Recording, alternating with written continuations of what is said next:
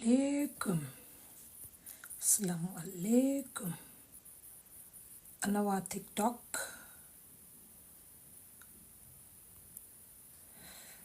Assalamu alaikum. Assalamu alaikum. Assalamu alaikum. Assalamu alaikum. Ana gaañi. Hold on leen may leen ma tuuti rek. Guys. Good morning for mundi neka, good afternoon for mundi neka, good evening for mundi neka, good night for mundi neka, good morning for mundi neka. Ma wax leen ne welcome back to AgiesCorner. Tonight we have who? We have Star Girl. Tey Star Girl dañoo am si guddi bii nii mu nekk loo xam ne dama dee bëgg am jigéen ñi parce que jigéen ñi su ñuy def te neex te xumba jigéen to jigéen. So it says ChitChat, so it's gonna be a ChitChat. Guys, ma remind leen rek ku amul Table Pay app bi, please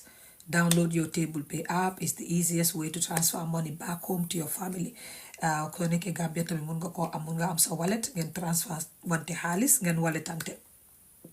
ngeen mayante xaalis. Su fekkee yaa si Europe bi or anywhere in the world mun nga yónnee xaalis from your bank account to your bank account in the Gambia. Amul yónni nit, amul xam nit xam li nga am, xamul nit am sa xaalis, amul nit xam sa alal. Yes. Su fekkee iPhone nga amee mun nga download app bi nga dem si Google Play. No, Apple Pay, sorry. Su fekkee Samsung la nga dem si Google Play nga download app bi. Hey Sophie. Say Sophie ba ne dama laa call balaa maa ñëw live. Ma ne no. Diggante boobu lu ñu war a wax yëpp du mun a jeex. So xaaral ma dem live. Yeah. After so nelawut ma call la. Guys, comme li ma wax rek Aida gis naa ne dugga si nga welcome. I definitely needed you here because like having Star Girl, I therefore need a moderator tonight.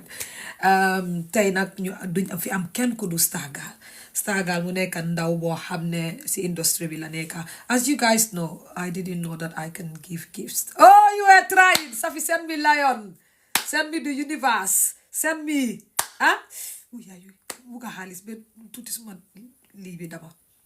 Yeah, what was I saying again?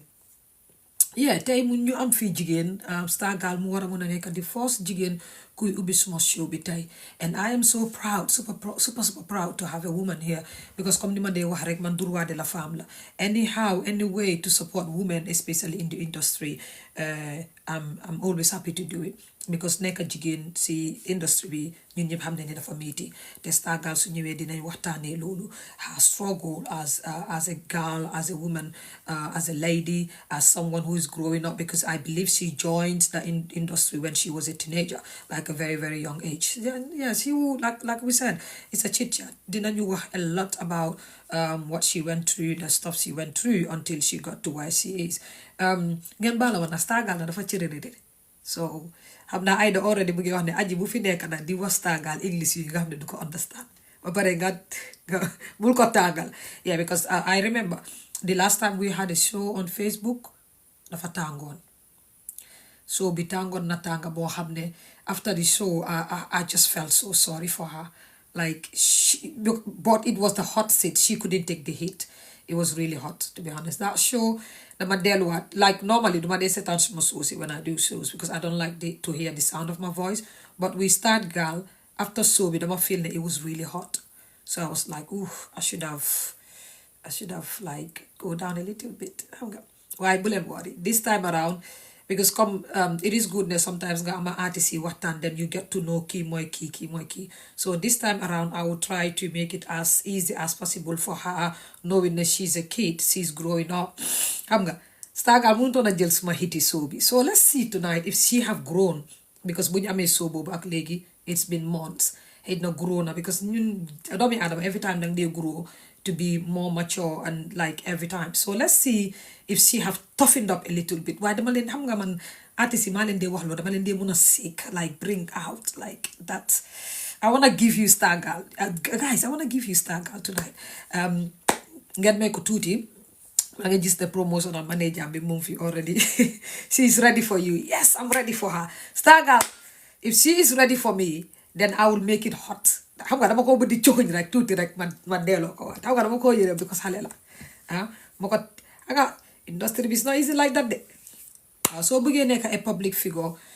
to be honest, you have to toughen up. Like people like us, it's not easy like that de. E-boy, I'm not a masetan su fekkee ne sa artist bi pare na. Can you kindly tell her to join me for the show? And you know what I like about Stargirl? We ko invited she show be like she is super happy to come and join me tonight because like she is definitely keeping in touch. Tonight she even called me earlier on nema da pare na like earlier to the time, and which is very really thing loo xam ne something that loo xam ne appreciate naa ko because moom pare na sax ba contact ma before ma pare, and I did say 8 o'clock but later dama ko contact ma ne ko mun nañoo ñëw 7, which is nice, because ñun xam nañ ñun some of us Gambian bi at time, and I don't like to be waiting for people. Definitely. So, but she did try. So, Stargal and management team, congrats for keeping up. Assalamu alaikum. Sabadinya de. Teng, teng. Hey, Sabadinya de. Hey, Sabadinya de. Hey, ako wait. Nagala. Tere nga faram pa dyan. Assalamu alaikum, Stargal. Mawahla, welcome back to AgiesCorner. I am super happy to have you here. Xam nga yow su ma la amee dama dee kontaan parce que dama dee mën a yëngal tuuti so ma bàyyi la no time wasting ñu commencé straight away time amul nga nuyu sa fans yi mbokk yi ñuy seetaan ñuy ñëw seetaan later everyone. Well, first of all, maa ngi nuyu képp ku ma nekk di seetaan maa ngi nuyu suma fans yi wax leen ne kontaan naa trop waaw loolu bi demee man laa nuyu nag te demee yaa maa ngi rëy nag te demet so suma fit bi right now mu ngi fit mu nekk di def ni loolu ma def Te tamit ma ko ñëw rey si xam nga li ma tax artiste su ma lay invité ñu bari de daw aji please jàppale ma rek dañ ma dee daw dañ ma dee daw waaye Stargal man xam naa ne nu métti don't worry xam na ñoom betti yëpp dinañ la dimbali si lii I know all of us will come together and help you. Stargal, just to start dañ bëgg a xam who is Stargal, like why Stargal, like why yow da nga fa ne jigéen yëpp seen daf bi yaa nekk seen star. What's up with the name? What's up? Tell us Stargal. I like the name though. yoo xam nga ne first of all yoo xam nga ne man dama jongo ma nu ma dee active si vidéo kenn mënu ko active su ma dee active suma dama dee jongo ma si vidéo so mana gaa duñ benn daal tablet nag dégg ngeen Stargal te dafa ñëw wax fit tuuti mu ne moom ak gars yi duñ benn moom ak jigéen ñi si industrie bi duñ benn man dama like the confidence tey confidence na starté de xaar ma toog nii parce que tey dafa mel ni sandi ki daf maa tey dafa mel ni moo amee soo bi te duma ko nangu Stargal so yow soo waxee ne yow yaa gars yi duñ benn naka nga created tour bi Stargal, how did it come about? xam nga man tey ma nekkoon ndóol so dama doon nekk di freestyle comme na ko waxee dama dee nekk di freestyle so su ma génnee si koñ dama dee ne freestyle so after ma duggee si music nii sax ma yokk fa gaal bi rek mu nekk Stargal don mu yokk fa gaal bi rek mu nekk Stargal star boo xam ne gaal la comme star bu yong gaal waaw so amul kenn koo xam ne moo la tuddee tur bi like ne yow star nga jànxa nga xaar ma jox la Stargal yaa ko créétal sa boppa ok sama bopp comme ma ko waxee gis loolu nu ma dee acté si suma vidéo yi kenn nu ma dee jàngal nit lu ma def maa ko def sama bopp Stargal dañ bëggoon a xam yow si ban at nga commencé woy because ñu bari dañ dee wax ne it was ñeneen ñu ne 15 la ñeneen ñu ne 16 la ñeneen ñu ne 17 ñeneen ñu ne 18 so but nit ñi wax nañ ne si very young age nga start so ban age nga start daal man ñaata 16 ma ne 16 okay then you were a teenager. Okay, Stargal, how did you go back? Why music? You can choose music. dama gis ne dama mën di ma def sorry Stargal, maa ngi dégg a lot of noise from you kon naa dafa nekk di pair or something. Guys, are you hearing the noise? Fooguma ne fan bi la foog naa TikTok la xaar ma génne la ma okay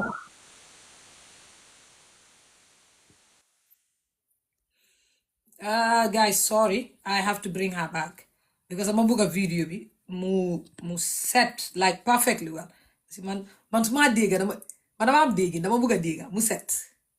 waaw parce que li nekkul ne ñu ne borom moo ko wax su ko waxee dañu war a dégg waaw mu set Stagal sorry ñëwaat léegi mu ngi clair. yeah déggatuma noonu Alright. yeah li ma doon wax moo nekk fan laa em sa guys remind me fan laa emoon Stagal man boo dama fàtte sax. gis nga ñu demanguy sax fen ñu nge lifir ok dañ bëggoon a xam why music comme noo ko waxee musique dama gis ne dama ko mun nanga dama ko mun naa nekk dama fa gis suma future daal soo ma ne lii moom foog ma def ko rek nanga ba léegi sax man ko mun. danga ko mun so yow nag nga jékki-jékki rek nga xam ne danga ko mun parce que man fu mu nekk nii su ma waree wéy damaa tëj néeg pour kenn bu ma dégg ne maa ngi wéy parce que ama confidence woy nekkul noonu parce que man anga woykat dégg su tegee bi nga teg bi nga toog yow sa booba dangaa file comme woy bi si boppam moo lay jox doole bi comme génnal nga defa sa def waaye ku munul daal du mun a génn because su xamee ne su woyee nit yi dañ koy reetaan du nekk a woy bu baax du baax na du tegu si bit so loolu moom su la dee dal xamal ne du sa liggéey so dafa mat daal ma xam ne lii moom suma liggéey dama ne bàyyi ma try ko ne ko try sax bàyyi ma def so boo commencé woy yow kam nga njëkk a wax sa famille ne ou sa friend si sa famille ou sa friend si ne dama bëgg a nekk a woykat moom ak bu góor dama bëgg so moom lan moo nekkoon xalaatam boo waxee danga bëgg a woy lu mu la wax bu ma ko waxee mu doon reetaan ay comment nga doo dem biya dama nga dem def leneen yow lii ngay def su nekkee loolu nga bëgg a moom duñ la fa forcer lii ak lii su nekkee loolu nga bëgg a mën a bu ma reetaan daal loolu la ma doon def so loolu la waaye musul maa wax ne comme difficulté si daf ma doon reetaan rek fa digg gi ok Stagal wax nañ ne sa danga ñàkk sa ay kilifa wala sa benn si sa kilifa so balaa ñuy eega foofu Stagal yow dem xam naa ne I believe ndax sa kilifa ñun doon dunda su fekkee ñun doon dunda boo ko waxee sa kilifa ndax dóor nañ la because then you were young ndax dóor nañ la wax nañ la doo ko def forcé nañ la ne doo dem si music how did that go with your parents non time boobu noonu comme ma doon gën a bëgg a musique sax di dem studio fekk suma yaay mu ngi dunda suma yaay moo gaañu time ma doon nga bunul la dëkk time ma doon jógee fii di dem si hardcore production dama day jógee school rek dem daal rek fiw dem naa si studio bi suma yaay daf day xam ne si studio laa dem moom lu ma dee wax rek demal nga ñëw si jaama so dafa gaañu after time boobu laa am i sponsor manager sanga ñoo drop suma ting si but suma yaay xamoon na ne dama doon dem studio balaa moo gaañu daal so daan dem daara loolu dem daara how come Stagal xale bu em ni yow dem daara at least jàng nga wax ne ne Stagal pul la joola nee na ne joola la nee na ne pul la how comes nga dem daara ba pare nga dee taxaw si digg stage bi ngay wax ana caga yi loolu dara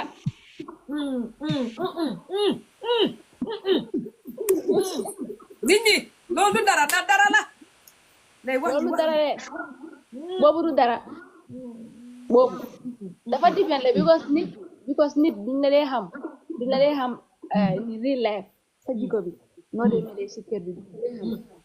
waaw duma yóbbu ka nit xaaral waaye Stagal ku la dégg nga def loolu dafa ne xale bi dafa rakkaal non kii dafa rajja kii taxawaal waaw ak dem daara amuta loolu depuis ma def loolu noonu ba kay suma yaay xaritam yi ñoo xamante ne ñu ngi Gambie fii duñ ma dee ko waaye yow loo def nii def ne ñëwal ci kër bi léegi am na lu ñu lay wax waaw dama jógee fii sol suma daal ba mu baax ma dem si suma yaay xaritam yi ñun xamee wuñ la lii def ma xam respect la rek ma déglu gaay dem defaat lu gën a garaaw loolu musique la aliko mbama koko hey problem fire in the mountain so Stagal yow ñu ne Stagal pol la ñu ne joolaa la dañ bëgg a xam lay are you because su ma la xoolee tey wala ma déglu la su ma la xoolee I see a Fula girl but when I listen to you I get a Jola who's speaking Wolof accent so naka la fa demee noonu man de Jola la moom nekkuma pol waaye suma yaay moo nekk pol moo ma yar moo tax but man Jola la honestly waaye dégg nga pol nga dégg Jola pol laa gën a dégg Jola moom dégg ma ci dara dégguloo makeup jooy def rek am so Saga dañ bëggoon a xam yow sa music career bi like kan moo la inspire comme kan nga xool si biir industry bi maybe Gambia maybe Europe maybe Jamaica kan nga xool because when you look at your line of music it sounds like more of a Jamaican so yow kan nga xool nga naw ko daal nga ne dama bëgg a nekk musicien ndik kii nekkul dama dee xool bi ma ne ko dama bëgg a nekk dama koo xool ba pare ma def lu gën a garaaw moom ñu ngi def time mu ma nekkoon ndóo ma ngi naan ni comme time boobu noonu ma doon jox lunch duma dee dem school de duma dee dugg si school bi dama dee dee te school bi sax jàng nekk fa woon soo su ma joxee lunch leen boobu laa dee dem am na benn bitik la soo dem fa dee dugg am naa 5 direct nga dee fay soo fayee da nga lay jox benn computer soo da nga lay download ba sa time su jotee danga la jaay mu jot na su bëggee nga fayaat soo foofu laa dee dugg di download Spice laa doon xool Spice ndéeti so waaw Saga yow sa ka nga xool sax jël ko sax kooku koregut léegi ma understand naa gis na léegi gis naa la fi nga dem ñun dañoo am si modern Spice kii mooy jarbaati Spice ne leen préparé jarbaati Spice mu ngi nii hey waa léegi Saga xam nga wax nañ ne Saga bugut school balaa bugut junior school bugut school jànga sama waa loolu bugga naa jàng de waaye jàng su amul moom duma dee dugga school ah waaw naa jàng su amul duma dee dugga school yow naka nga xamee jàng amul yow dugaloo si school bi nga ne jàng amul aji man xam naa school su ubbee mu tëj soo su ubbee mu tëj su dee ubbi jàng du dee xam school bi soo su ma joxee loolu dama dee sol suma uniforme waaye duma dee dem si school bi dugga naa léegi noo dee def lunch bi xanaa dugga si bitig boobu noonu dem fay gaañu download doon ma lu may download ma toog si computer bi di xool music rek di download rek ba xaalis bi jeex ma ñu dikkee Saga soo ko meegu si musique bi man dinaa la jël si Gambie dañ laa yóbbu police ba meeg la ko parce que suñ lunch bi yëpp dem nga dem jox ko pôl bi mu laa downloadal musique billaay loolu laa doon def loolu te dégg loolu nga def waaw di soo grade ñaata nga def 9 grade 9 pass nga wala passuloo 9 Saga dama dee pass moo dama ko dee def Saga nur nga dukat kat de billaay dama dee pass pass nga yaa amee sa results yooyu ba tey non awma ko amuloo Saga di ko dama la nga jox results non soo gisee suma school bi ma lifin ko parce que suma yaay moo doon yar understand moo ma doon yar moo doon moom bu mu gaañee suma booba yëpp mu kata uniforme yëpp moo ko doon ci nag ñoo ma doon passé so moom dafa gaañule ak man tamit sama affaire yëpp yaay waaye yow Saga yow sax si yaay ba mu doon dunda sa dem nanguloo dem si school bi jël nga suñ xaalis si school bi lunch bi yëpp nga dem jaay ko musique Saga musique dafa war a isi xaalis de waaw dina isi man kay isi na isi wut foofu laa bëgga daal foofu laa nekkaal yi nit loo bëgga def rek amal full ak fayda dina musa dem soo amutee tey suba dina am man Saga yow si Gambian music industry ban at nga njëkk a drop anything loo xam ne dugga nga studio make nga lifin nga drop sa song which ban at moo nekk di for because like when we say upcoming artist sometimes that day nekk artist boo xam ne yàgg na si industry bi ñu xamul ko sometimes nga jékki-jékki rek sa dara buloo ñu ne hey upcoming la wala ñu ne ay artist bu ees la fekka yàgg nga fa so yow ban at nga njëkk a dugga si industry bi comme noonu ko waxee man dama start music dama nekk waaye sama dama duma dee drop waaye time moo start di drop bi loolu 2023 last start music 2023 last start 2023 that's not last year boobu kese laa job aji dama góob lu maa def man sax dama góob lu may def fii ñun ñëpp dinañ téye ñu góob luñ def man lu may def nii dama ko góob Saga boo commencé musique gis nañ ne Saga was on a label mu nekk loo xam ne gaawul pour artiste yi Gambien am ko am na ñeneen buñ ko amee tamit dañ la wax bëgguñ label because a lot of artists pour deman bëgguma label du ma nekk si label ñeneen ñi ñu ngi hungry pour am label because the struggle is real yow naka nga def ba nga am label boo xam ne moo la label kay su gisee sa talent dama am suma talent rek defuma dara talent rek moo tax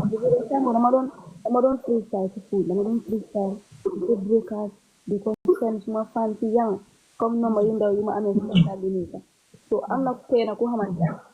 manager bi mu dugal loolu status kooku manager bi mu gis ko mu ne ko kii kan la ni mu ne ak kii de Gambia la nekk nii ak nii Saga la tudda moom tamit okko ni artiste la nii ak nii mu ne ma bëgg a sign bi so noonu laa xamante ak management guys su fekkee da ngay dégg noise bi let me know because maa ngi dégg a lot of noise si Saga foog naa su loolu amee Saga foog naa da nga dem WhatsApp nga ñëwaat bi naka la ko gars di defee TikTok bi guys dem WhatsApp waaw foog naa da nga dee dugg WhatsApp nga ñëwaat guys let me know yeah gars yi ngay dégg noise man tam maa ngi dégg noise because I want this show to be perfectly clear bugguma dégg piung sax yeah too much noise jàmbaay yow su nekkutoon paajaaj bi lool naa la bilaay jàmbaay leer naa la ok Saga foog naa nekkul ne lim jege mic bi la or something waaw ñu ne demal WhatsApp nga ñëwaat I don't know ma dugg waaw loolu la gars yi de wax de ñu ne dangaa dugg WhatsApp bi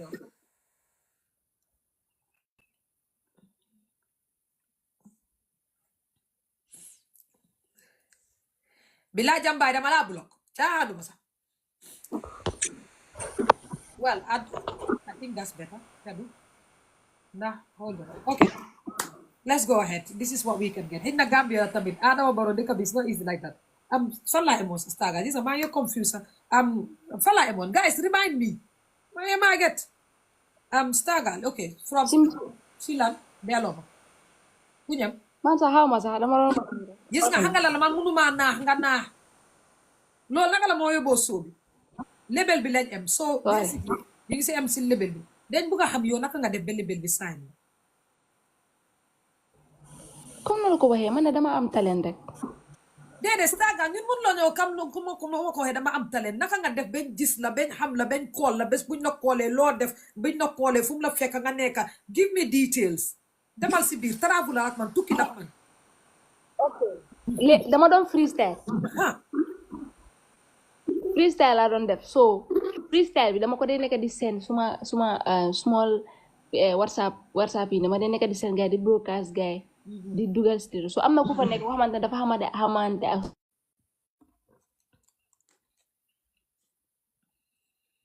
di call am na ku nekk foofu muy xamante ak suma manager understand so mu link la ak manager bi mu link ma ak manager bi waaw so manager moo ko gis suma si status mi after mu la ko kii kan la mu wax ko kii Gambia la upcoming artist la nii ak nii lii ak lii after mu ne ko nga link ma ak moom affaire bi noonu la dem okay so bim la signé what was the contract on the label was it 50-50 50-20 like tell us a little bit about the contract because we want to know waaw contract bi lii moo fa nekk 60-40 man ma am 40 moom ma am 60 loolu moo nekk ci paper bi okay Saga gis nañ ne of recent génn nga ne dema nekkatuloo si label you made an announcement am na ko doon wan xëy na fan bi la you made an announcement and said bind nga ko sa WhatsApp status bi def nga short videos telling people to literally go to your new YouTube channel that you are not working under a label anymore. Already a lot of people are chatting because ñun fi nekk industry bi da nga wax ne o Gambia duma wax du suma affaire waaye di nga dégg already people mu ngi indi wax boo xam ne nit ñaa ngi wax ne because da nga génnee da ngeen off wala da ngeen dof ak what's it called again what's the name Saba dina ji nga gis ne yaa ngi spark yaa ngi blow moo tax nga bëgg a on label bi yow da nga foog ne loolu moo am o naka la fa demee ko ku wax loolu mu ngi duul moom duul kat la de de wax ko moom mu dégg waaw duul kat bu mag ku fa dégg kooku duul kat la maa ko wax Saga man la ku duul suma kaw si industrie dama laa wane man dama réew moi je suis réew oui leen Ghana ma sign for 3 years. Understand nga? Dama gis ne lu nekk si biir paper bi ak nit ki lu nekk di def moo àndut. Cause man female artist la dama war a sol wig change suma wig every time. Wig moo tax nga bàyyi label bi Staga so wig nekkul wig bi dama war a change wig nga brand ma comme artist xam nga comme female artist yi ñu mel yére yëpp sa loxo la mu yëpp ñu si paper bi understand nga man suma vidéo shooting yére yu ma sabat dina yére lu ma sol noonu si mbir moto bi ma maa ko defaral suma bopp man ma dee defaral suma own yére so na lu ma kenn si level bi defar ma ne la waaye maa ngi gis ne nuñ dee brandé artiste yi lu ma nekk di gisee ak female artiste ak man nekkul benn so maa nekk woykat bi YouTube ñu ñëpp nangu ne yaa nekk woykat bi wax dëgg maa nekk woykat bi maa nekk di indi views xaalis suy fayee man la su demee show ku dugga si show bi man la moo gis nekkul manager la moo ñoo gis so ma gis ne dafa mel ni maa nekk di use si kaw loolu moo tax man tamit ma ne paper bi nag nañ ko xaar si digga bi waaw xaaluñ ko dañ ko xaar waaw ñu xaar ko si digga bi ku nekk dem yoonam su nekkee liggéey dafa ñëwaat liggéey bu set mooy ñëwaat liggéey bu set ma am suma lii nga am sa 60 ma am suma 40 nga comme sign nga ma nga pare pour seen xaalis because female nga sign nekkut góor waaw li borom label yi soo leen a sign da ngeen a war a xam ne jigéen nga nekk di sign nekkul góor dafa need wig dafa need buba dafa need coquette dafa need Charles dafa need tip dafa need spray ak makeup ak powder foundation ak pof yi yu def bi yëpp si kaw ragal te man dafa gis nga wax bi dama laa dimbale bi ñu wax ko gaay dégg signas you need to be sick okay let's go yeneen boobu ak yeneen things so nekkul si tàngal yeneen things ak things yoo xamante ne ko waa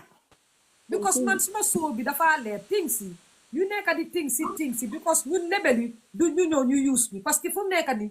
man suma label waree sign dama war a xam ne dama war a am week ak bu Staga li yëpp nekk war a am na xale yi laa seetaan xamuñ loolu nekkut mbiri yére o something am na yeneen things yaa de artiste yi dangal yaa de liggéey yaa de egg si kaw stage di wéy foofu comme yaa de liggéey so loo liggéey loo ñaaxa ndeen la ko jox as an artist financially okay now you see like this is why I like having these shows with you guys because there are things you have more they happen in the music industry and you guys struggle or yen def ko nit waaye kenn du ko wax kenn du ko ñemee wax xam ngeen ne aji sooyam bi foofu la yëpp dee feeñee foofu la yëpp dee waxee foofu la because I know how to talk to you guys and loolu mooy the purpose of the show like okay to call a spade there must be something loo xam ne like you're saying is deep let's bring it on the table like yow laa bëgga nga wax ma like break it down now you have told me about your appearance your profile as an artist now I get that regardless of I am joking with it because like my shows I want to entertain while people also listen you have like no more than it but again dama bëgga like tegal sa time take me through the journey because mënuloo eewu suba rek ngay liggéeya nit ki ñaata at nga liggéeya moom yow xaaral it's a simple question ñaata at nga liggéeya moom ñaata benn at ak months yoo xamante ne mais benn at ak 10 months léegi ñu ngi dem ci 2 years right now yaa nag sax yow léegi Gambia fii xaaral léegi tontu nga at bi now li ma wax mooy mënuloo nit liggéey nit ki ba certain at rek yëpp jeex am na loo xam ne neexut la wala moom neexut ko moo tax contrat bi jeex so li ma bëgg a mooy take me through that journey ne lii ak lii ak lii ak lii moom a neexut man suma booba maa wax contrat bi jeex because dama foog ne man maa ngi liggéey maa ngi try suma bés suma song maa ko dee bindal suma bopp yow nga sign artist am na si artist yoo xamante da nga dee sign nga fii ba 10 years ba àdduna bi jeex duñ musa liggéey loo xamante ne yow yaa ngi invest ñu dee nangoo liggéey yow nga sign female artist mu liggéey for 1 year rek sa YouTube bi ñu ngi koo fay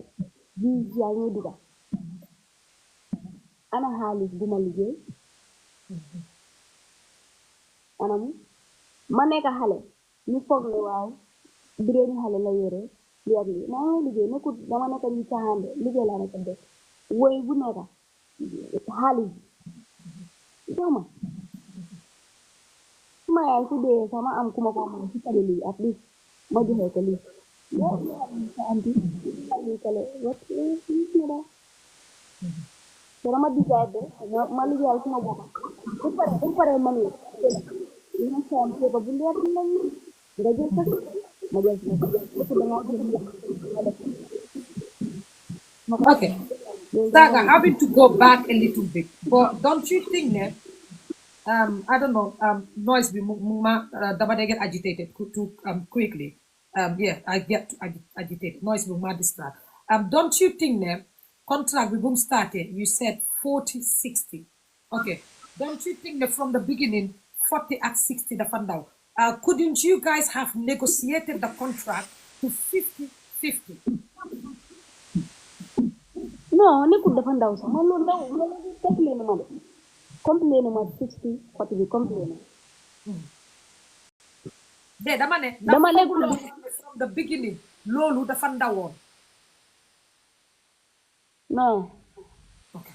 lu nekkoon ci At the time loolu favor woon na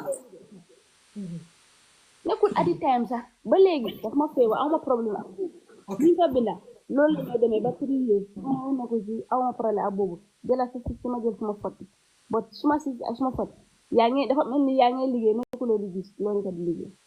comme dafa mel ni comme la ba pare maa ngi léegi man kañ suma contrat kañ lay jeex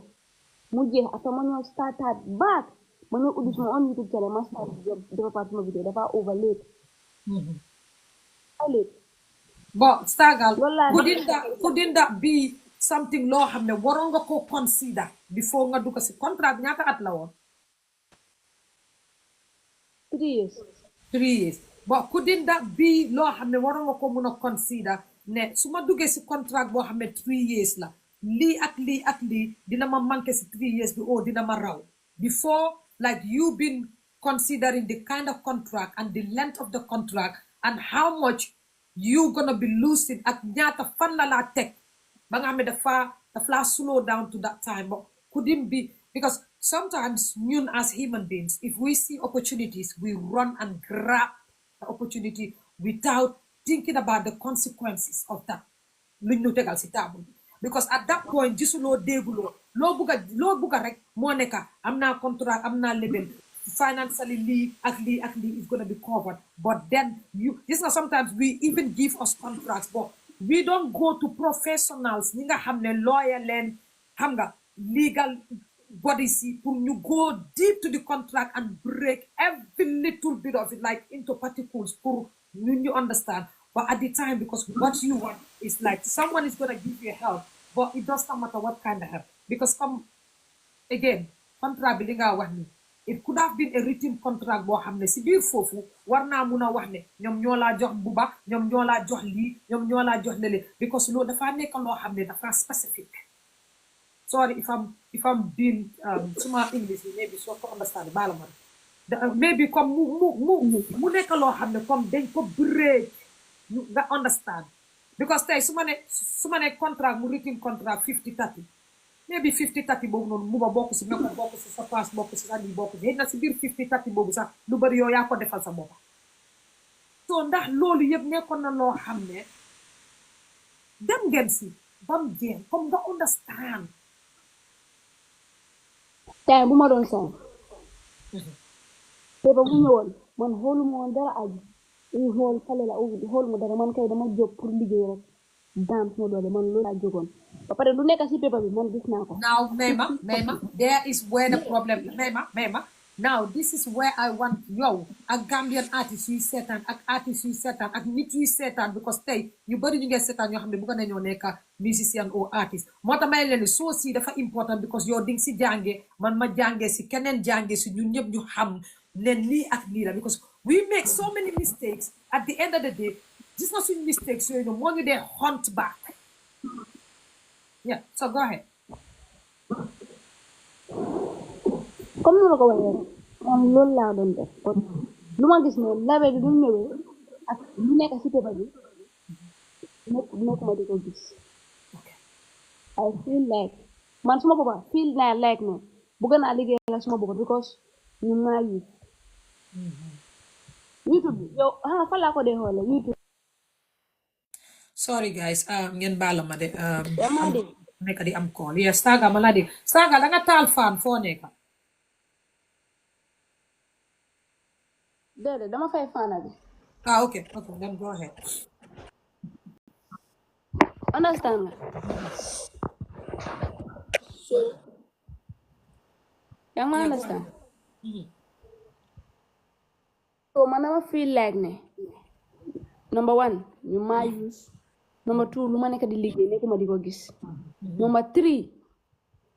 man 3 years kan la mooy jeex suma YouTube bi mu ngi upload si beneen YouTube channel suma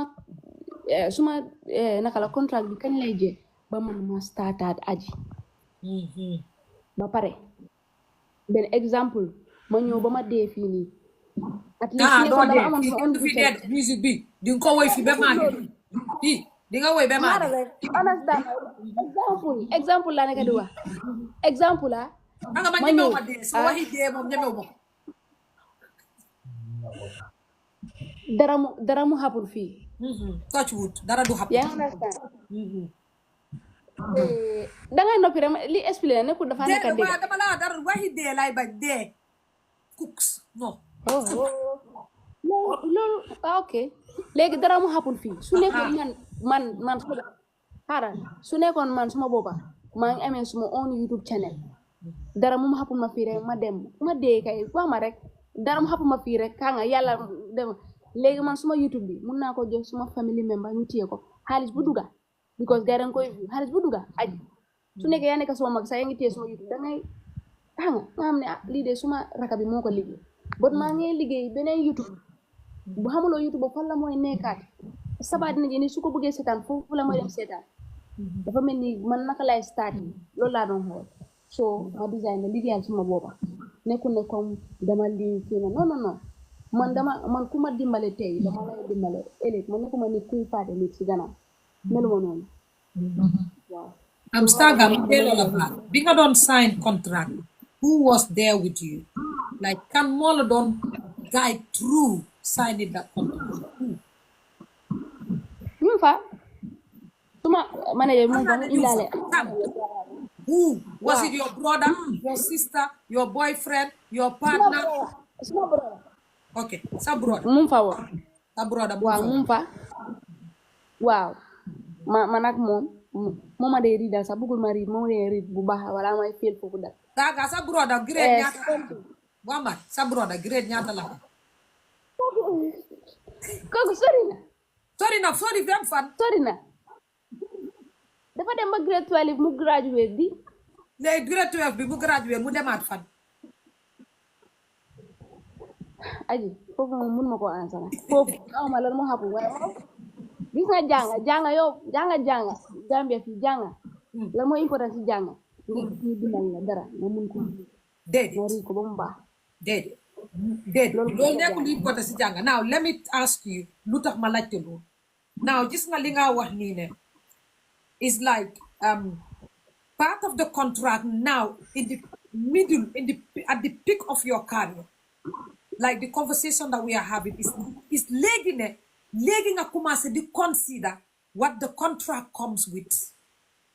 instead of lu waroon a nekk from the day they gave you the contract pour nga read ko moo tax may la loolu laa bëgg nga understand ma ne read ne yëpp ba mu xam yëpp confirm waaye lu nekk si biir kayit bi ak lu nekk di happen in real life is not the same déedéet xaaral ma delloowaat la man amee keen listener now the 3 years of the contract is a problem to you because fu mu nekk yaa ngi wane 3 years bi léegi yaa ngi consider 3 years bi dafa gudda 3 years bi lii mun nga si amoon lii mun nga si dafa sampa lii mun nga demee so moo tax maa laa delloo baat ne la these are things yoo xamoon ne munoon nga koo xalaat from then on than now man xalaatuma loolu de nekkul léegi tamit laa nekk di ko xalaat soo gisee ma wax la lii xaaral soo gisee ma wax la lii because dañoo gis ne li mu nekkoon di def defuñ ko soo man su ma yaagee si label bi li ma war a defaral nekkoon di def te ñu ngay use loolu yu maa use si kaw loolu kon bu nekkee 3 years la dama over late man lu ma fogoon mënoon naa def ba 3 years su nekkoon li ma nekk di liggéeyal dégg pare nañ pour liggéey pare nekkuñ di def zigzag dama doon liggéey AgiesCorner bu liggéey ama problème bi waaye maa ngi gis ne yoon bu doon taalal mu ngi start di zigzag moo tax ma ne xaaral ma zigzag man dama zigzag ku nekk zigzag ku nekk loolu la ok Staga soo gisee ma laa delloowaat foofu dama bugga pour next time you're signing a contract or you're working with someone don't make the same mistakes because tey su ma nit joxee kayit mu ne ma because comme li ma la dama laa delloowaat ne sometimes ñun we are eager to get something ba nga xam ne at that point gisuñ dara liñ bugga ne am naa label bu ma sànq ku ma dimbale ku ma lii so going deep into the label ak label bi time bi duration bi ak li label bi àndal naka la laa affecté in the future is being ignored comme at that point loolu nekkul loo xam ne consider nga ko so going forward ci biir 3 years léegi fu mu nekk as long as Sénégal génne na Sabadina J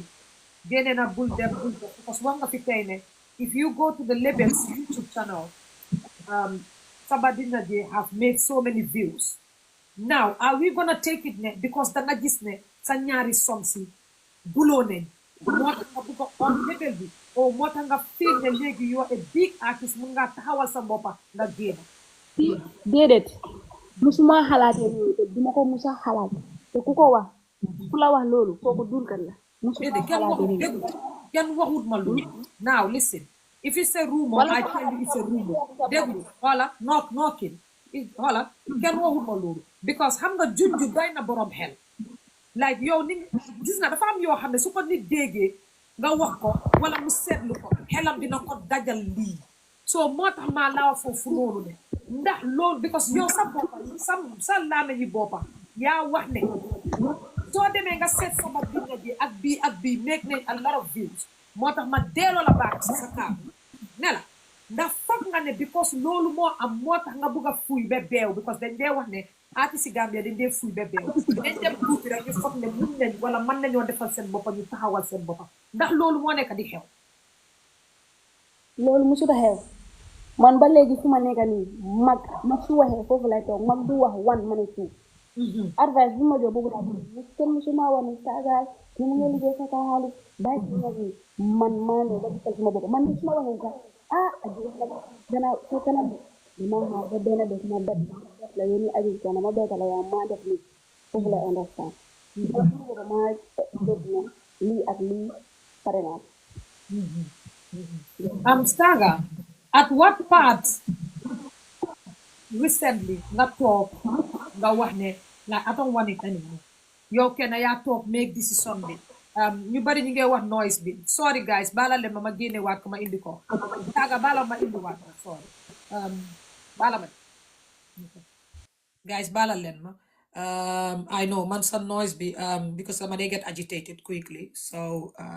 I'm apologizing to everyone who's watching yeah it's not our fault it's the internet Gambia internet bi sax daf dee am ngelaw si biir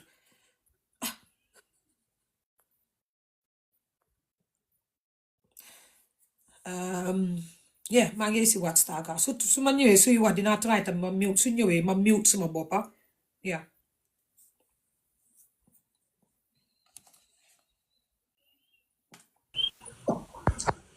Saga xam nga joolaay xamul naka leen dee taalee caméra taala caméra bi xam naa naka leen ko dee taalee di Saga joolaay muusuñ loolu mooy seen problème xamu leen noo leen dee taalee caméra going back to li ma doon wax Saga at what point nga toog danga toog nit advice la ne la bàyyi label bi lii amalu la njëriñ léegi yaa ngeen defal sa boppa ndax yow yaa toog nga toog rek xool ko xoolaat ko ne xam nga la I've had enough man dégg naa lu nekk dañu ñu seen ma dégg naa lu nekk yow nii dañ lay use danga am sa talent man faalewu ma loolu dama leen ñoo gisal boppa suma tey dama gisal suma boppa ne I feel like ñu maa use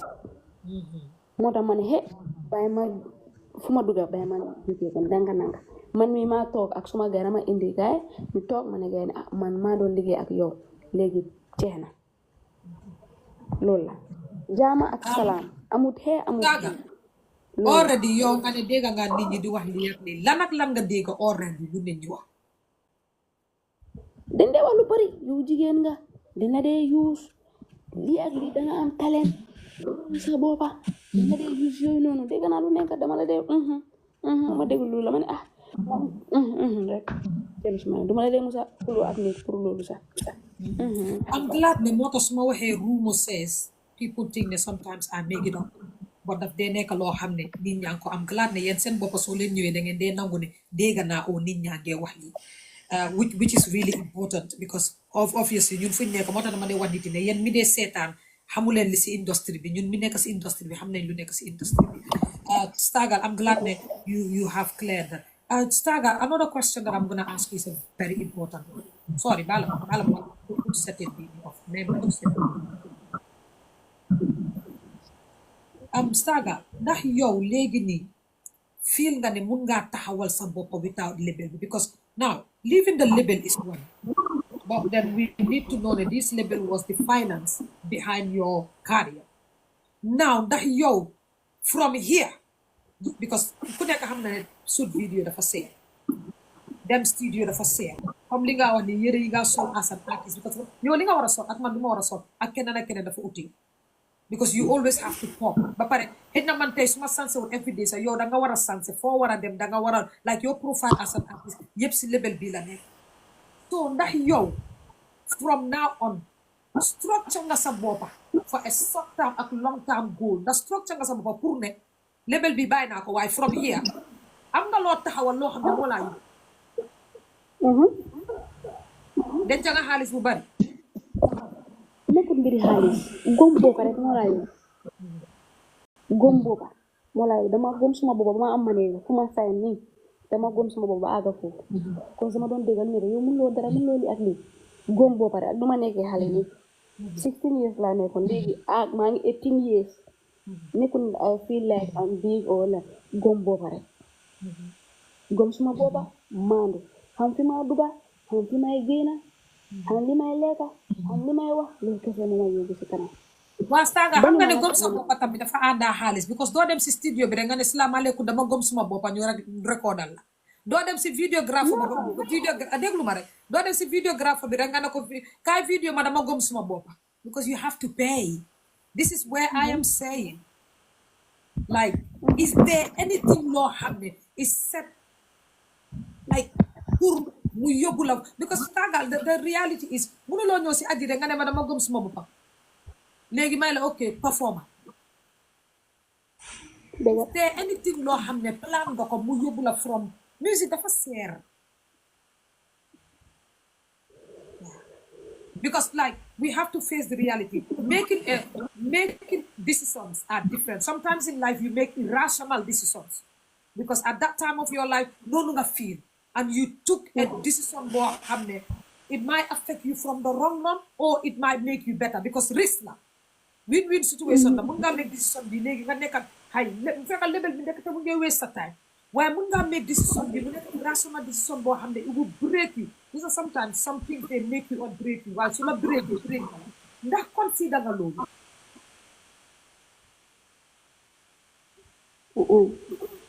as a risk this is now where I call the decision an irrational decision this is where I say from now on maa ngi liggéey ak sama bopp buyul kenn mu ne bul woore mu ne esti dina la dimbali dégg loolu laa la wax gom boppa ak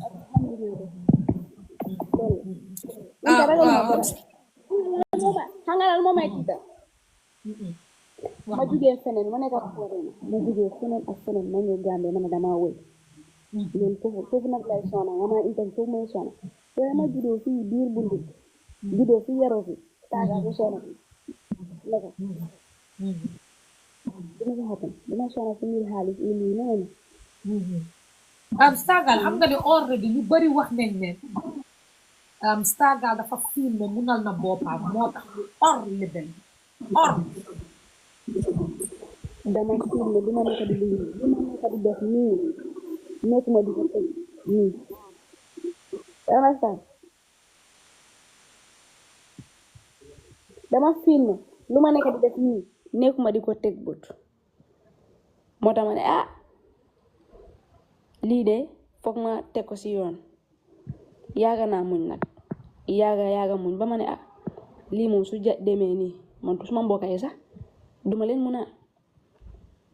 xale laa war naa génnee xaalis ne anti su ma dundut anti jëlal lii oncle lii ak lii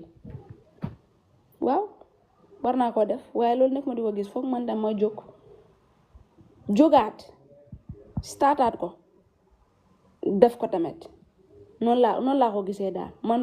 waxuma ne comme dama biig élieg biig fan man ba léegi biiguma de maa ngi liggéey ba léegi ñëpp ku ma xam na man ekkati boppa sax bokkuma ci dama dee soo nekkul artiste nga woo tilim nga woo man dama de ku nekk laa dee waxal ama time sax so loolu la nekkul ne dama Saga, wanga fii ne yow you provide your own outfits for yourself through the label ndax mus nga teg label bi you have a conversation because label tamit daf dee mun a nekk loo xam ne contract bi da ngeen dee sign contract boo xam ne every year ngeen review contract bi and then ngeen add on to something regarding artist bi progress the label can be contract bi can be adjusted moo tax ma ne la I think the mistake was done from the beginning because ku am xel li ma wax nga xam li ma wax so ndax yow mus nga toog nga teg label bi ne okay you know what let's have a meeting again and then we start from where we stopped suma progress where we are going and now I think that this is what I want nga waxtaan ak ñoom on some of the things you feel ne right now in your career because I totally agree with you ne tey mun nga starté fii ëllëg nga buloo te soo starté fii nii nga buloo sa requirements ak li nga soxla time boo buloo yi dafa gën a egg because then you need a lot of things yoo xam ne it needs to keep you going te dafa am pour gaaw ndax teg nga leen ngeen am that conversation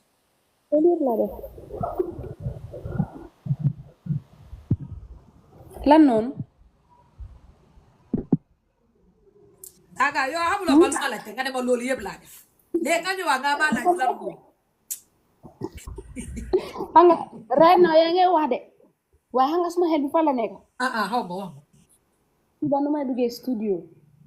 maa ngi record suma song si te kenn xamul nu may duggee léegi studio start ma mun a understand ma ngeen ma toog fi di wax mu ne xelam bi mu si studio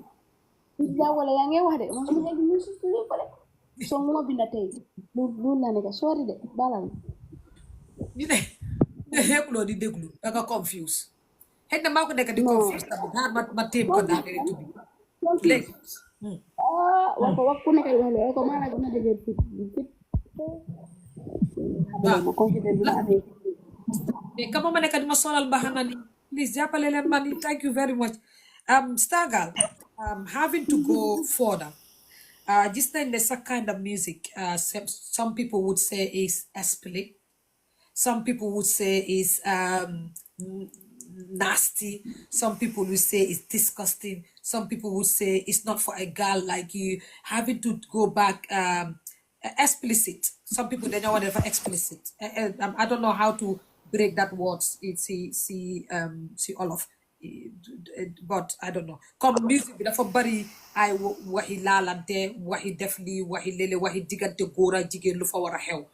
A lot of people have judged you regarding this. Yow lu tax nga choose as a Gambian woman, as a young woman, as a teenager, as somebody who's young, who is not even 19 yet, because even when you were singing those kind of songs, you were not 18 yet. Why did you choose to go that route? Lu tax that kind of songs? comme nga ko waxee loolu time boobu la loolu time boobu la pour wonal gaynde keneen mu nga ñëwaat ci industrie bi but xam nga right now xale yi rek ñoo ma dee déglu Saba dina jee pour xale yi rek ñoo ko dee féete man dama dee dem soosa dama dee gis xale bu ndaw dama dee ruus sax xale yi rek ñoo ma dee déglu xale yi rek loolu paas la kana woo naat jàng woo paase boobu dafa paase mu ko indi bi plateforme bi jàng mbaa beele naati la ka paase amam paase ite la kenu yemen ke jàng wala na ku kendo keo abeti yata because sani afele nga fe na kote ke man la fika moy aduite laki ngafu bari wo dafa yaag naka moy la bari ama loolu dafa me yaag stagal wo mu ite ko 2023 le nata sa ko dafa yag ama me ma ko di amulale ama me follow amanta so stagal having to go back to that naka nga don't feel jamono yoyu non as a young woman as a young Gambian woman when people attack you on social media suñ la attaqué suñ la saagé suñ la nekk di ooyee names diw sangam nii diw sangam di ooye la tur yoo xam ne rafetul pour jigéen sax war koo riit su was jigéen ak góor ñi te dafa société buñ jógee góor ñi sax ñoo dee gën a attaque jigéen ñi si esa yooyu noonu ku nekk a génn plateforme Stargal Music am dañ ko war a baan kii mu ngee yaaxa xale yi kii mu ngee nii kii naka nga dee feel si those moments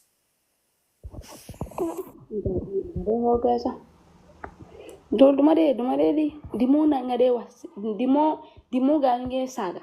di mo ma nge xamne ye suma tur ga ñu ko wax moma indi fi de wax yoyu fokk ñu wax ci yow xawma naka lu bon lu ba fokk ñu wax ko ci yow mo man lo la gis mu ne loolu moo ko indi fii yéena dégg Stargal mu ne loolu moo ko indi fii wax leen saga yoyu ñoma indi waaw basically what she's trying to say mooy saaga yooyu noonu ak attaque yooyu moo ko push bam eega tey fu mu eega nga moo tax may la dégg dee si tax waaye amu leen déggin ma break ko down soo leen déggee mu ne ma indi fii de loolu moo ko push because now she's telling you guys she gives you controversy gis nga ñu ne every controversy is good is bad is good publicity so now basically what she's saying those were her strategies yoo xam ne moom la use to get to where she is right now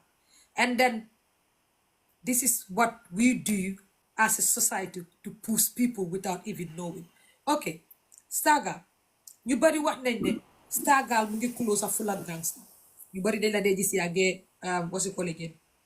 hang around with Fulla Gangster ñu bari wax nañ ne Fulla Gangster moo ko si push Fulla Gangster moo ko naaj nooco guys hanga Gambia bi lu ma leen de wax doo leen dee support dee leen a tap live te ñu bari si comment section bi ñu leen a wax ne tap leen live bi soo di gaal some love wala ma bàyyi di indi aadi si TikTok ma delloo ko waat Facebook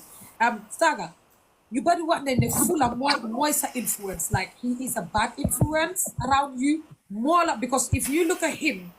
those are the kind of songs that he used to sing or he sings so yow loo am pour wax si regarding that loolu de ñu ko nekk di wax da dañoo wax waaw kii moo yaa Fulla moo yaa Stargal moo ko def na de Fulla maa ko gën a bon gémmiñ nga xam ne loolu réseau su dee génn suma gémmiñ bi maa ko gën a yaaxu gémmiñ waaye nit yi moom lu ñu wax rek man waa AgiesCorner yow loolu moo la dee sonal ñun kay nit yi suñ dee wax dañ dee bàyyi gay di reetaan rek comme tooy leen dee xoolee gay Fulla Gangster dugaluma ci dara lu ma dugal suma bopp si industrie bi nii xanaa mu génnee ma ci de maa fa dugal suma bopp maa ko gën a bon gémmiñ bon boo xam ne so maanaam Stargal Fulla daf la fekk yow na nga mel rakkaaju ha ay wali yindi na nga jive akate bota mali kafule mu ne Fulla dafa fekk moom mu mali ba jël Johnson am toog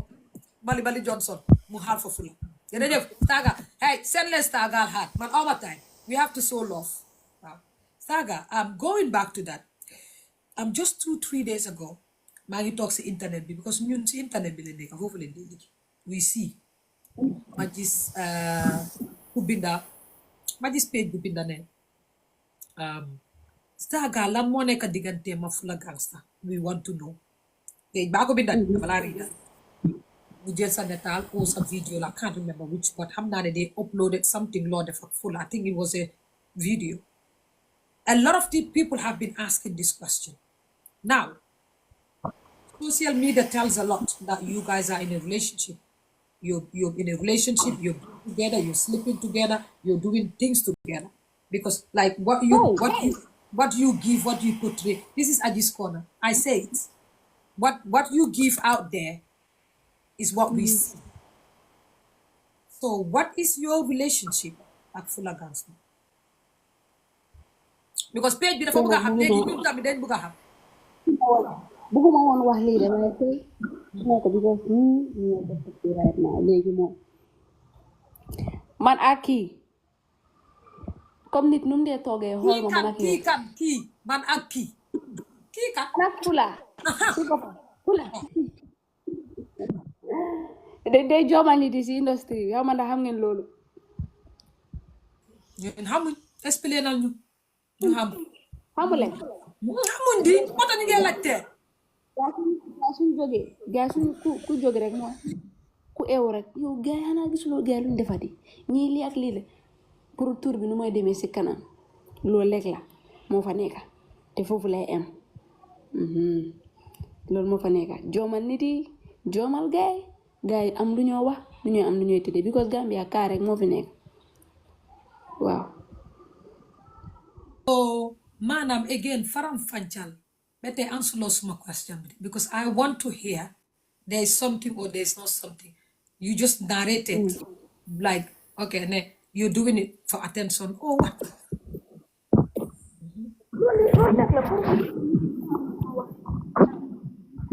dégguma la bu baax dégg ko di la dee. ma ne pour nit yi ñu am lu ñoo wax rek loolu la waaw ñu am lu ñoo wax. so pour nit yi ñu am lu ñoo wax. pour nit ñu am lu ñoo wax. soo nekkee artiste dangay bàyyi nit yi di wax si yow comme noonu ko waxee wax boobu noonu ak saaga boobu moo tax bu ma àgga fii because soo ma saagee staagal dafa yabaate keneen dafa laa ñëw fekka mu ne ay kuy staagal kan mooy kooku mu xam ma keneen ki dem yow danga xam ku génne ku tudda staagal xam ma kooku kenn tam mu xam ma soo tur bi noonu la dee demee ba 1000 people xam ma 1000 people nu ñu ma dee xamee 2000 people noonu lañ ma dee xamee affaire bi noonu la dee demee loolu la ñun artistes yi loolu lañ dee def ñun artistes yëpp yow soo waaw nga rey sa boppa di wax kii ni la mel kii na la mel soo ko yow ñu laa rey foofu la nga yaa yaafale di yaafale ñu bàyyi la ci tur bi loolu la dee demee artiste ko nga wax mbiram lu dem balaa muy dem loolu la de so Gaga, so which means you're a kind of artist because not every artist in the industry is doing what you're doing. Because if you well, okay now, yes. If because man they interview artists and I hear different ideas from their brains and their mind and how they decide to do their work. Because if you have another artist here, he will tell you ne man buguma show, buguma media, buguma attention, buguma dara. I would rather go to the studio, ma drop some song bi su nehe nit yeb deglu ko. But now you as an artist, you're telling me ne I need the attention seeking going pour me boost up my career. So you're trying to tell me ne I have to continuously do something even with another co-artist pour must stay relevant. Because like exactly that's what you are telling me. So but for how long also are you willing to do that? So the family come tay man suma bëggee am attention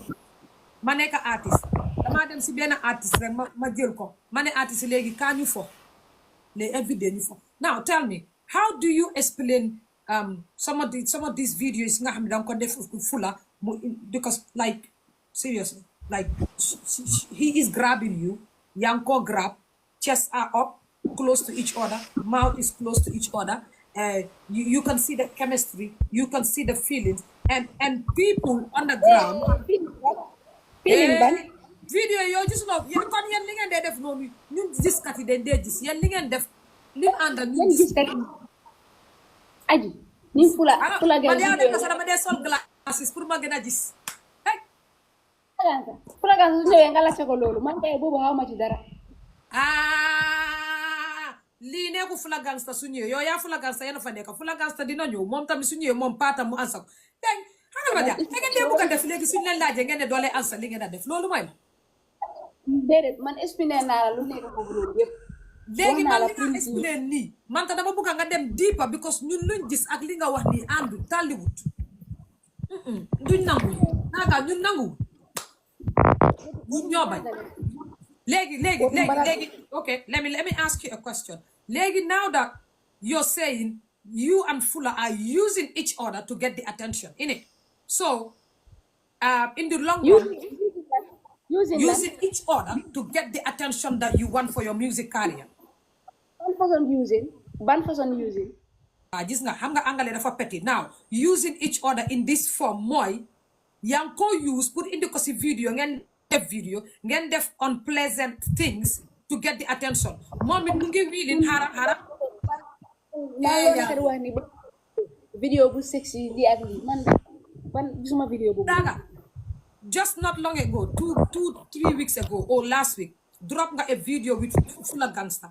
and you can see the chemistry and the intimacy in that video suma song bi fu ma doon waxee sabat li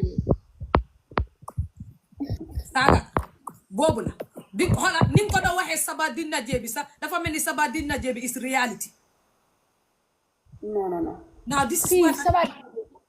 minu dara loolu play word la song bi loolu soo gisee maanaam moom ñu def video loolu yëpp comme ma wax la na gaay nit yi am lu ñoo wax rek comme noo ko nekk di waxee loolu yëpp pour loolu waaye Fula su ñëwee mais bi moom am na lu mu laa wax su la waxee bul ma dee wax Fula su ñëwee léegi sama waxee loolu léegi daf ma dee nekk di sona te mu ma sona Fula su ñëwee listen now let's say this here man su ma demee si interview dañ maa laaj loo xam ne su keneen demee si interview kooku moo ko war a answer because yéen ñaar yéen a fa nekk yow sa paat danga am pour yaa ko pili bul nelaw eewul di nga eew di nga def nii nga mel ni joolaa yu xiif yooyu noonu sa interview bi dafa tàng de ñu solo la léegi wax naa la lu fa nekk yaa ngi bëgg ma wax ma ne la ne loolu pour ñit yi ñu wax lekk waaye dara de léegi Staga xam nga léegi moo tax may la dafa war a tàng because lii AgiesCorner la man because man maa dee isil nit luñ bu xam nga def nii suma badaay si but question si daf dee tàng ba suma badaay si daf dee mel ni luy éeg wàccal yoo tamit bul tàng suma dina bi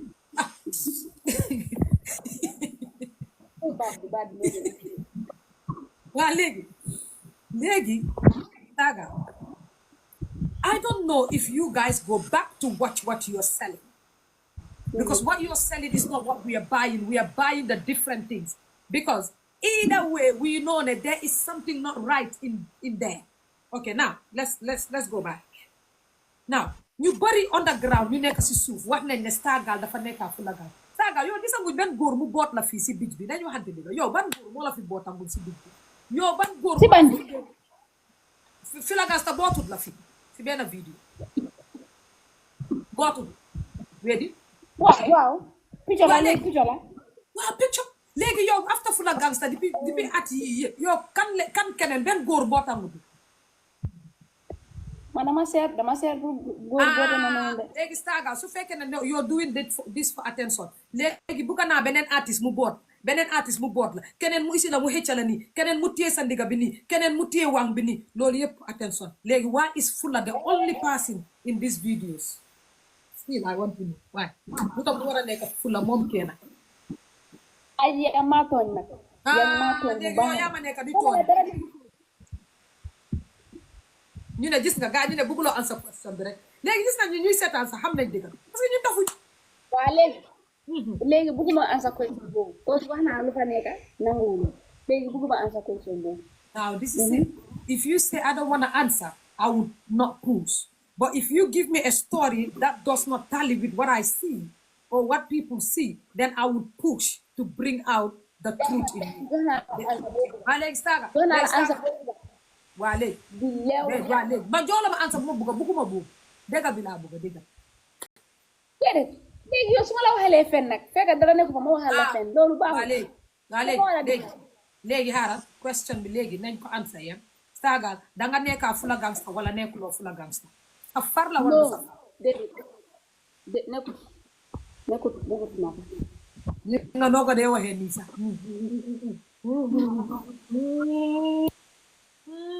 wara ko ne ko si bi mu saxaar xeeñ lu ne voilà sa manager bi mu laa dimbale pour nga wax loolu yàlla baax na léegi déglu nañ demaat ci poste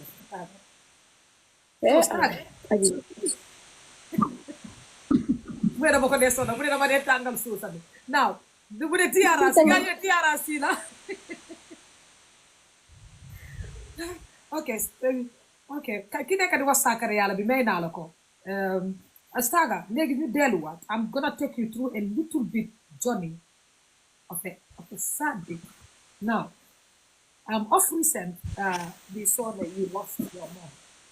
te mu nekk koo xam ne he played a very vital role in sa life wax nga ko dugg nga dama bëgg la mu nekk koo xam dëggal ne dëggal ok mu nekk koo xam ne dafa play a very vital role si sa life comme su ma waxee loolu play na a very important role si sa life comme she contributed a lot nekkal na la fa ase yaay toppatoo la noocoo la dimbali la support la ba fi nga bugg a éega yàlla def xëj na sax amul fi nga bugg a éega mu fekkee ko yàlla def mu jël bakkanam tey dañoo soxla yàlla soxla moom ñu soxla mu jël lam moom ba kos moo ko soxla tell us naka nga deal with music and grief ay bi la ona sama lo nekk di wax right now waaw gis nga english bi dafa rëy tuuti xaaral ma wàccee ko ok ok dama bëgg nga dama bëgg ñu waxtaan sa yaay buñ commencé yaa ngi wax ne yàlla def na yàlla jël na bakkanam not long ago mu nekk loo xam ne dafa sad trop si a young girl like you te wax nga ne moo la daan dimbale support moo la daan support dina dimbale xam nga si lu bari sakatuma si doom bu jigéen ñu ñëpp xam ne doom bu jigéen naka la closé ak yaayam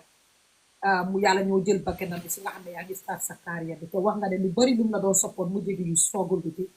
dañ bugg a xam si sa carrière jamono yooyu noonu nga ñàkk sa yaay naka nga dealee with grief moo nekk grief mooy how do I say grief in wolof grief moo nekk comme nga ñàkka kilifa wala nga ñàkka nit nga koo métit comme naka nga métit loolu ak sa musique carrière bi métti na torop métti boo xam ne métti na torop waaye dama xam suma boppa rek comme na la ko waxee wan always xam boppa bi rek laa dee wax xam sa boppa bu ko jigéen moom sa yaay su dee sa loxo mu am la yoo kese nga ñëw stay si àdduna bi dangay métti dafa over métti ba pare nga bëgg a nekk artiste dafa over métti because góor bu nekk rek dee bëgg a xam nga dafay bëgg a am ak yow lii ak lii des na si yow man si loolu yëpp laa fees waaye ba léegi non dama daan suma doole ba àgga fii duma musa nangu nonsense yooyu noonu loolu kese laa fees coono yooyu noonu laa fees because suma yaay su nekkoon fii kenn du dofut sax mu taxaw na ma nii Staga dañ bëgg nga wax ñu comme yan difficulties nga doon am yow assez passé bi nga ñàkkee sa yaay comme nan nga toog nga xam ne ay jaar-jaari àdduna ay coono àdduna nga toog ba ne suma yaay nekku fi tey moo tax because loolu dafa àndaa sa carrière because nekk artiste dafa nekk loo xam ne dafa métti binda woy dugga studio am naxar enroute xëy na ñu bari moo tax seen xaat lañ dee pause seen musique bi mu nekk seen xol bi ak dat moom yow jamono yooyu lan nga xam ne toog nga mu métti loo xam ne mënuloo koo am life métti ba nga xam ne yow as a young person you wished your mom was there. First of all sa yaay rek la mun a doon kenn du mu ñëw benn jigéen du ñëw mu ne kii nekkuma yaayam de waaye mun naa koo nekkal comme yaayam kenn du def loolu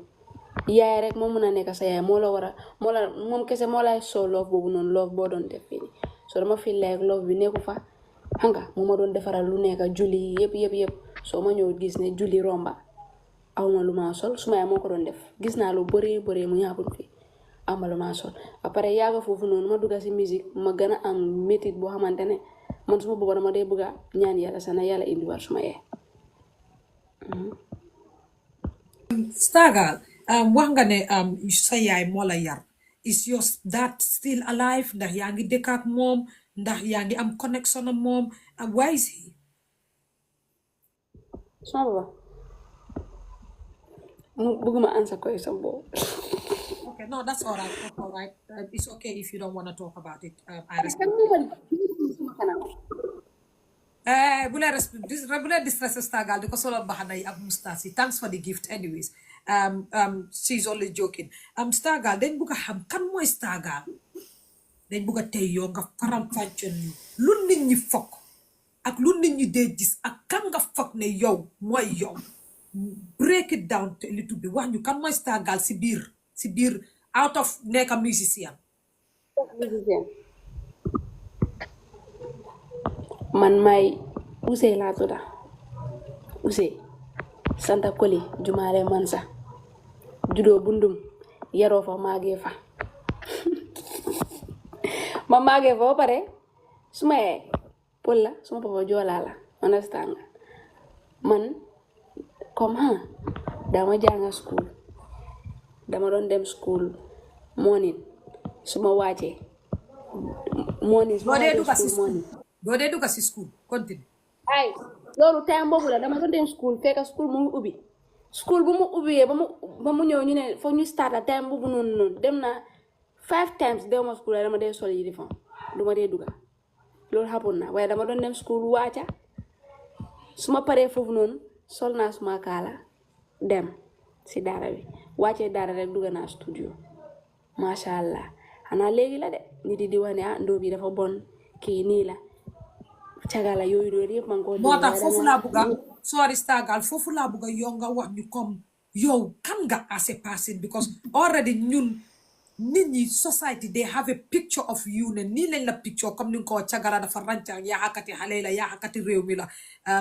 nekku di jaay musique bu baax waaye wax ñu comme yow sa jikko ni nga dëkkee ni nga mel sa daily life things tell us like who what kind of person are you besides ñu la nit lebele man ak nu ma mel yëpp number one guy dama dee contrôle su ma dee dem foofu sax foog ñu kool foo nekka lii ak lii ba léegi ñu maa contrôle understand nga soo ñu di lu ne wax si media bi nii la mel loolu man dama nekk nit ku leen dem su ma nekkee si kaw stage dama dee nekk beneen nit pour looy am looy wax soo ñibbee su ma ñibbee si kër bi yére yi dafa gudda dofuma ma sol yére yu gàtta su ma kanam yi anti yi nii dofuma sax dina jàpp ma in real life si ngoon tubéy tais gudda lay sol ba mu baax picco su jotee ma sol lu cage photo suma photo yóbbu ko si media bi in real life non julit la suma yaay julit la te ñun ay pol lañ sax foofu la gën a yombee loolu la foofu la waaye man dang dee julli moo julli lu may def nga xam parce que Gambia artistes yi ñun dañ fa ne some of you doo leen dee julli Stargal li nga wax am na solo trop because comme ni ma la doon wax ñun always ñëpp la nit ñi am nañ luñ wax si man am nañ luñ wax si keneen am nañ lu wax si keneen is inevitable pour nit ñi wax si yow man mi toog fii sax am na lu ñoo wax si man muy ñiy seetaan tamit am na lu ñoo wax si man ñoom mu ida mu nekk si seen family friends or society especially ñun mi nga xam ne ñooy public figure ñun ñoo def suñ life bi foofu fële ne la si biti so people do chat a lot about us Stargal dañ bëggoon a xam yow as a female Gambian musician wax nañ ne si industrie bi góor ñi def nañ lu bari jigéen ñi dangaa bëgg a dem record sa ñu ne soo ma joxutee lii nga jox ma sa bopp ma jox la oo soo ma fekkut place sàngam oo soo ma fóonut oo soo ñëwut ma dawale la oo soo ñëwut ma def la lii wala ngay romb ñu dóor sa wange wala ñu ne la ne soo amut xaalis bi jox ma lii man dinaa la joxle wax nañ lu bari ne góor ñi especially because we are in a male dominated industry góor ñi ñoo ko jigéen ñi ndax yow loolu dal na la si industry bi as a woman ak koo xam ne upcoming artist nga ak su fekkee ne am na wala amul how you deal with it ak naka nga dee def ba du am first of all ma musuma toppa nit saa mu wax ma ne waaw ku ma wax loolu ku ma call ma nga ne danga bëgg a jaman bëgg a jàppale soo paree pour jàppale ma de waaye kaay ñu ñëw si kër loolu gaa den ma ko ayat depuis ma nekk xale suma noppa yi la ma doon téye noppa yi ba ma mag ba léegi ak suma speed bi yëpp dof lu bi yëpp si industrie dofuma sax di dem si néeg góor duumi ay duyu kooku suma ko mbéjee ba léegi ko vex 5 round génn na fii danga gis nit mu génn mu ne Stargal nii la nii ak nii ak suma reewande bi yëpp bokkuma si nonsense yooyu noonu i duumi ay duyu góor bu ko def lancet lay jël dog cucu bi si kaw man dama def scratch my back I scratch your back bokkuma si caacaar yi noonu soo may ma ngir yàlla ak dama bëgg a sa biir jëlal lii ne may ma de soo mayee damay jël but do me I do you I go kill you papa buñ reyante lii ab police case man police case mënuma ko buñ reyante nañ def ndànk Stargal yow as a jigéen si industrie bi gis nañ ne jigéen ñi bari wuñ fiw jigéen la bot yow jigéen nga te ndaw nga si biir industrie bi how is your relationship ak yeneen female artists yi ndax feel nga ne ñoom it ñu ngi laa support ndax am nga connection ak ñoom ndax dang dee mun a waxtaan ak ñoom diisoog ñoom mitanteeg ñoom like what's the relationship between you ak ñoom. waaw tey boobu noonu tey moo doon interview si beneen tey nga mus nga maa interview boobu noonu nekkuma di wax ak gars ba léegi maa ngi wax ak gars maa ngi wax ak Awa maa ngi wax ak musio bi moom tamit yaa maa ngi waxtaan. Are we expecting any collabos mu nekk yow ak any other female artist like we nga man dama dee surprise ni element of surprise. waaw dama surprise comme noonu la reer na tamit ñu bëri dañu seen nga génne nga si level bi di am vidéo ni ak ñun but I'm coming to surprise nga maa ngi ñëw surprise suma fans yi pam yaa loolu la daal surprise rek laa dee def daal. Stargal dañ bëggoon a xam right now si sa carrière ban project nga am lan nga nekk di work on dan mooy ñëw like what's your plan because gis nañ ne yaa ngi dem tour ndax tour bi jeex na. gisoon naa laa wax ma ne la ne dama war a drop in len xam nga loolu moo gën a tax sa label bi nii def ma 1 year ba léegi droput so dafa mel nii loolu yëpp léegi maa ngi wokkal suma boppa dinaa xam loolu xawaagu ma kañ la bot comme maa ngi wokkal suma boppa ak woog daal right now ndax am nga manager boo xam ne yaa ngi liggéey ak moom because like man I always tell you guys every artist need a manager so have you got yourself a manager koo xam ne di nga mun a liggéey ak moom. kooku nekkul suma manager it's just suma nit la koo xamante ne dafa mel ni papa si man. ok ku doon comment dafa nekk comme suma papa si man daal lu ma bëgg rek mu fa du crédit lu ma bëgg si fi sew yi daf koy def fu may dem soo mu toppa si gannaaw rek la yëpp ñu dem ñibbi moo ma nekk di guide daal waaw. Stargal loolu am na solo trop because ñun ñëpp dañ need koo xam ne they will be there to guide us to the right path and I'm happy that you've got one right now that you decided to leave the label. Stargal saba diñ na jee gis nañ ne boo xam ne Mara Delta Tari it's a banger because man mi suma parce que TikTok because when I heard this song I'm like yes I love that song. Naka la saba diñ na jee ñëwee with the lyrics with the beat because this time the beat is from benn Guinean or I don't know where the guy is naka la song bi ñëwee ndax am nga connection.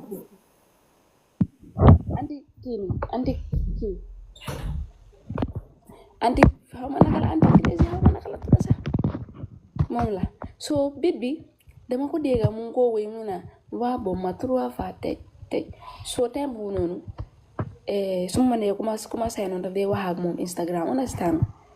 Gambien ni xamuñ ko ba léegi after mu ne ko ne suma artiste bi bu dow bi sa song bi nii ak nii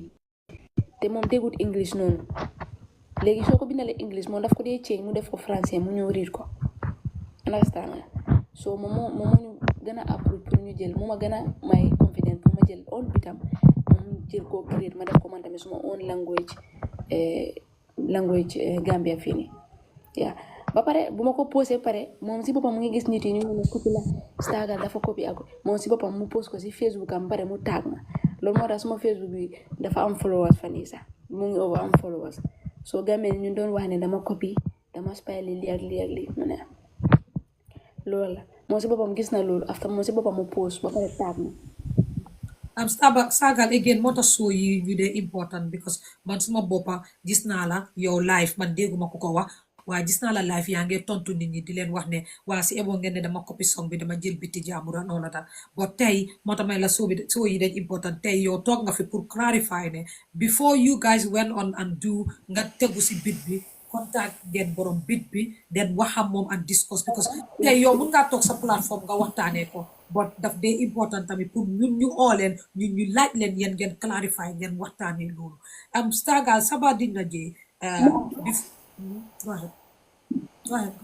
waaw man ko dafa kontaan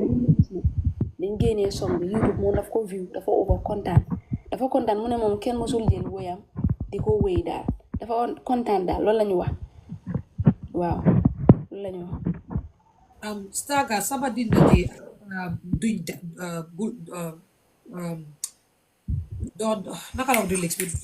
danga dof wala danga off ñaari songs yooyu noonu they really blow you ndax yow gis nañ ne ndaw boo xamee léegi nii like you to be honest you're doing really good you sell yourself every day and you're selling your career out there understand what I mean so gis nañ ne Stargirl have made a very huge impact recently within 3 months Stargirl is like yaa ngi suit up what are you doing to keep that momentum to make sure because sending yourself out there like a rocket is one thing but what will keep you up there tamit mu sustain la are you prepared for that yëpp laa préparé soo gisee nit bu def dara rek there is something behind it nga am confident pare ko soo ko paree dara ngay ragal dangay childish soo paree li ngay def rek nga gom sa boppa kenn nit su waxee sax doo ko faal because pare nga yow sa boppa nit su lay jox advice sax dangay jël lu bon nga tekkee ko ni nga jël lu baax nga teg ko ni ak lu munti mag soo man xam naa li may def xam naa li may demalee suma boppa loolu la Stargirl ma delloo si la waat back tuuti the last so am na benn show bi fi amoon the best of the best nga dem fa nga jóge fa after you were in the hospital you took a picture you took videos and you posted on social media you contacted social media platforms you contacted your fellow artists pour let them know ne something happened to you can you take us through back to that story please what happened loolu sax soo gisee ma kontaanee ci because dama ragaloon dama over ragal and suma manager ku nekka ubbi bëtam yi nag taawal bët ma gis ne ñoom ñëpp a ragal because suñ ma gisee maa ngi tëdd si lopitaan bi dara suma xabu noonu foofu noonu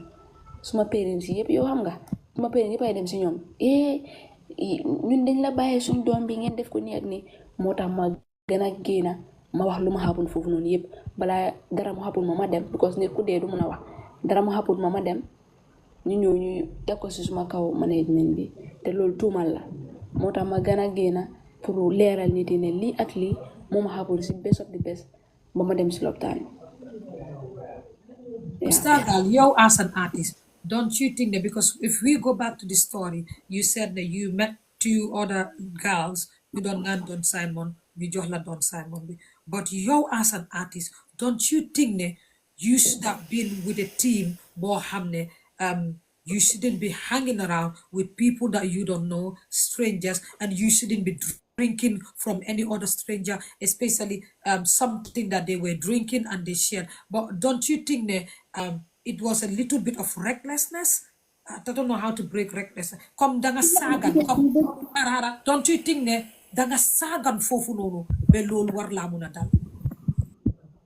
waaw comme dama dégg ni comme lu bëri xapu na foofu noonu comme man suma bopp dama meree suma bopp because man dama nekk artiste boo xamante ne nit su ñëwee sax xamuloo ma dama lay nuyu comme soo demee nga kontaan tase na ak Stargirl ekkati boppam waaye dama ñëw fekk ne léegi ekkati boppa sax dafa baax yeneen side because man dama ubbi suma boppa ubbi suma xol bàyyi gee ñëw si man suma taxawee ak Godman sax Godman di try pour suma fans yi duma ko nangu bàyyi leen ma foye ak gaay man noonu laa mel soo noonu laa ko defee ba mu xamul ma nekkul ne dama xiif oo lala ak la bugga nit rek bugga suma fanti rek bugga suñu demee yóbbu suma tur bi loolu laa man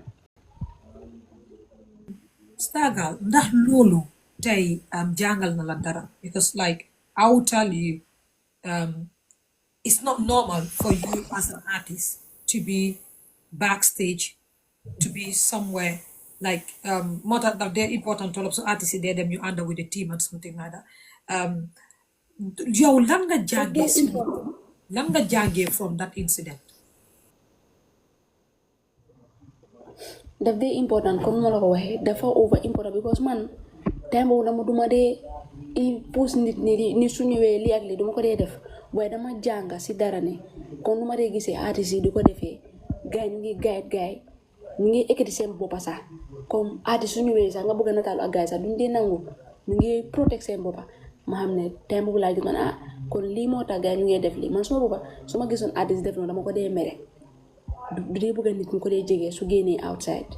ma gis loolu jàng naa fa dara ma ne comme ñu dee def nii nekkul mbiri bon ñu ngi ko def pour lii seen boppa daal noonu laa ko gisee loolu laa fa jàng daal ma gën a moytu si nit ku ma xamut. Stargal bu loolu xewee there were people ñu génn ne lii du dëgga Stargal dafa seek attention comme li nga waxoon rek ne you do things to stay relevant in the eye of the public ñu bari ñun doon wax ne Stargal lii du dëgga daf ko make up Stargal la again fu la gangsta again lii du dëgga dañ make up story bi pour nekk si internet bi yow tey loo am pour wax regarding that. Man kay dégg naa loolu man tey moom noonu aji nu may jógee si table boobu noonu dara bu ma xamul because ba léegi man óoluwuma suma boppa suma biir dara mun naa dara xamul te man xawma ko tey boobu noonu taluma loolu dama ko dee gis ku nekk Stargal xoolal doomi xaraam bi lu nekk di wax yaa ngi tëdd laa ngi nii dama dee mer ba bëgg a dee waaye fu ma tëdda man kay na ma jóg rek aji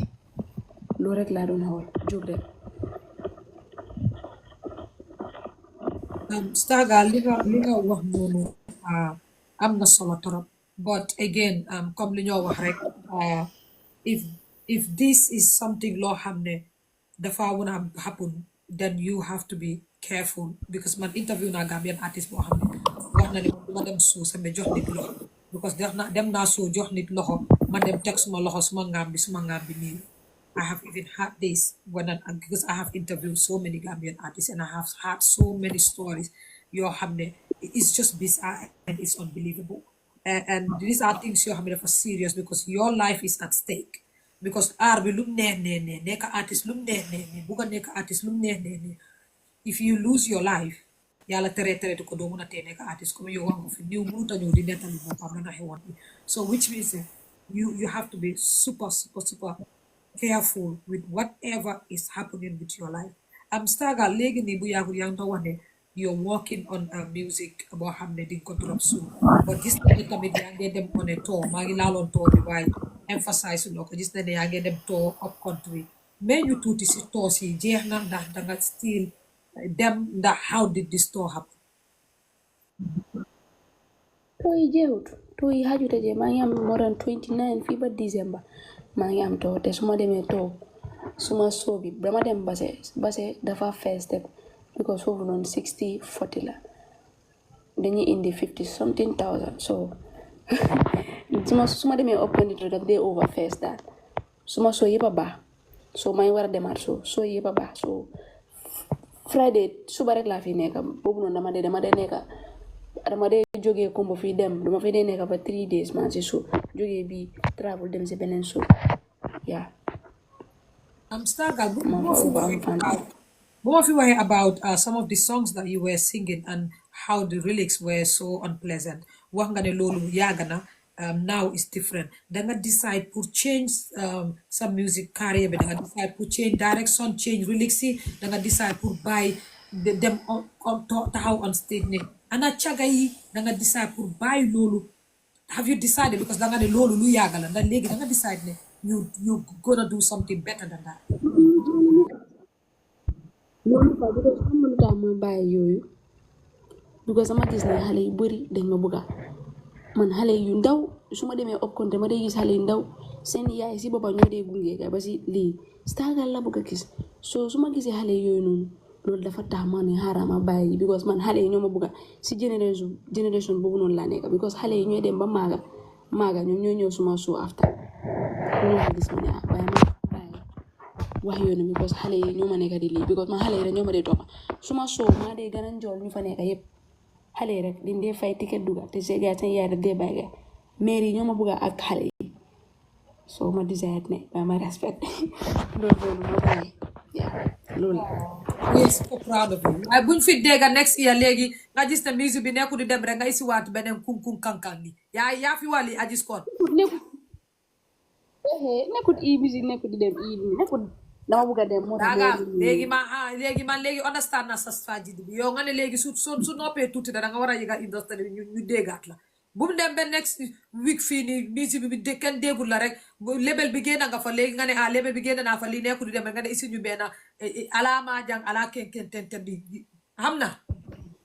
nag bu ñu ñoo jaxase Stargal just to excuse me just to wrap up dañ bëggoon a xam tey Stargal lan nga am pour wax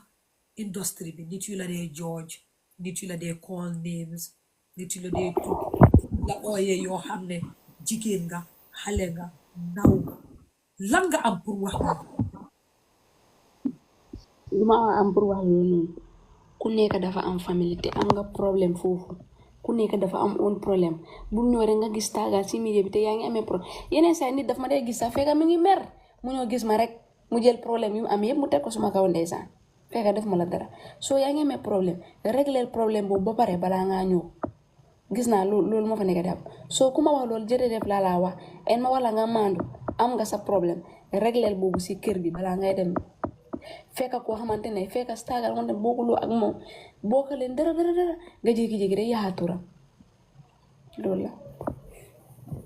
taagal ndaxte yow gis nga Gambian bi ñu bari de di wane plateforme yi duñ ma dee support promoters yi duñ ma dee support industry bi nit yi duñ ma dee support ndax yow as a young person in the industry ndax yow tey feel nga ne support bi nga need yaa ngi koo am si mboolem borom plateforme mboolem supporter mboolem promoter mboolem media house ak ay individuals yi nga xam ne ñu ngi behind closed doors ndax yow li nga foog ne moom nga nit yeeyoo ko si Gambian public bi because tey li nga bugga war nañ la si mun a fekk ñu support la si bu fekkee ne sax si man yaa ngi dem tànka boo xam ne rafetu taaliwu ñun ñoo war a find a way as a society pour taali la not di la buduxatal di la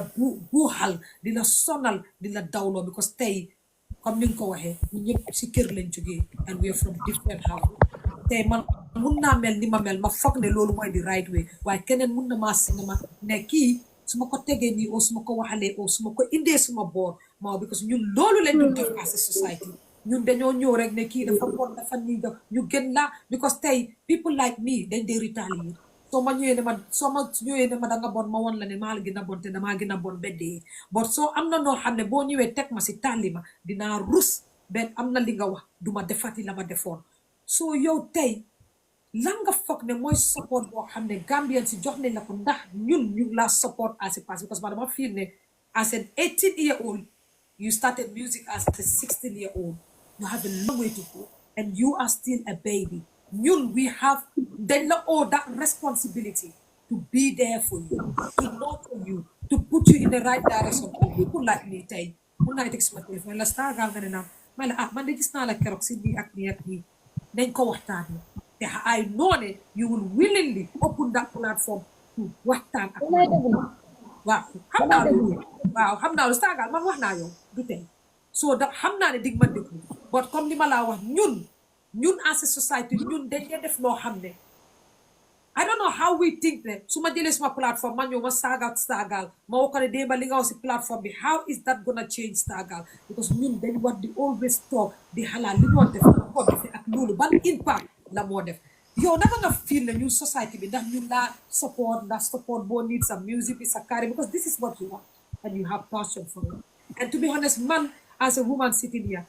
2 weeks ago maa ngi woon in Manchester and dama la ko du man ke dama fa nekk mun naa la oyal bi fa nekk Safi mu ngi seetaan mu fa ñu ngi toog di waxtaan how much you're doing good in the industry because we had a conversation of ne Stargirl right now she's one of my favorites because tey su fekkee li nga def mun nga ko yaa ngee jéngu su fekkee munuloo ko yaa ngee jéngu pour wan nit ñi ne lii laa bugga te doolee ma sax na ngeen dem yow tey lan nga foog ne moom la société bi war a def ndax ñu koo def tamit pour support